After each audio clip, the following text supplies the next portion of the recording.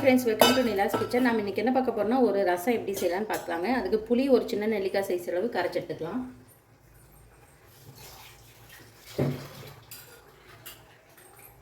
இப்போ நான் கரைச்சி எடுத்துக்கிட்டேங்க.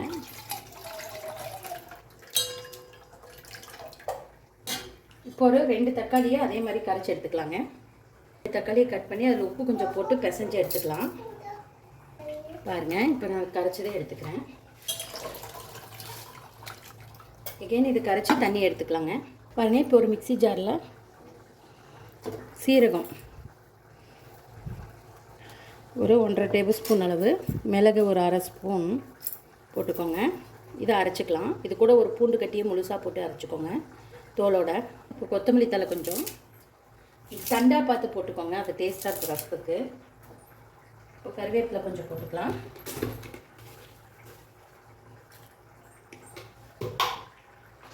கூடவே நம்ம அந்த ஒரு பல்ஸ் விட்டோம் இல்லைங்க, சீரகம், அந்த பூண்டு, மிளகு இது எல்லாமே போட்டு நல்லா பிசைஞ்சுக்கோங்க. கையிலேயே நல்லா எந்தளவுக்கு பிசைகிறோமோ அந்தளவுக்கு டேஸ்ட் இருக்குங்க.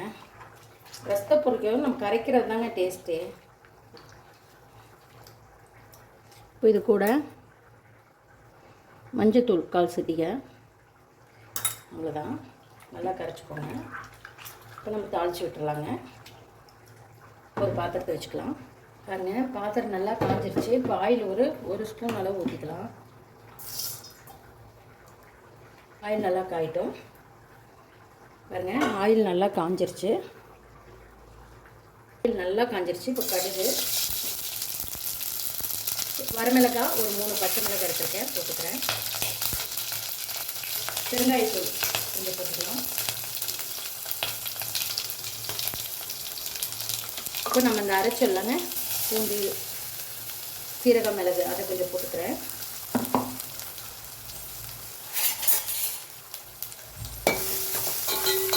அடுப்பு கம்மியாக வச்சுக்கோங்க. இந்த மாதிரி செஞ்சிங்கன்னா நல்லா மணமாக இருக்குங்க குழம்பு, ரசம். இப்போது நம்ம அந்த கரைச்சி வச்சுருக்க கரைசல் ஊற்றிக்கலாங்க. இது கெட்டியாக இருக்கும். நம்ம தண்ணி வேணுங்கிற அளவு ஆட் பண்ணிக்கலாம்.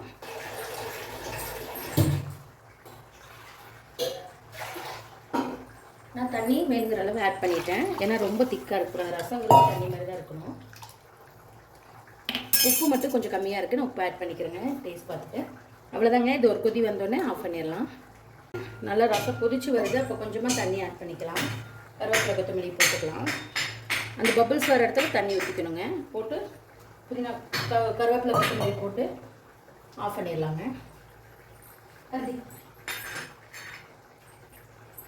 பாருங்க, இப்போ மிக்ஸ் பண்ணிக்கலாம். மூடி வச்சுருங்க அப்படியே. சூப்பராக சூப்பரான ஒரு ரசம், அவ்வளோ மணமாக இருக்குது.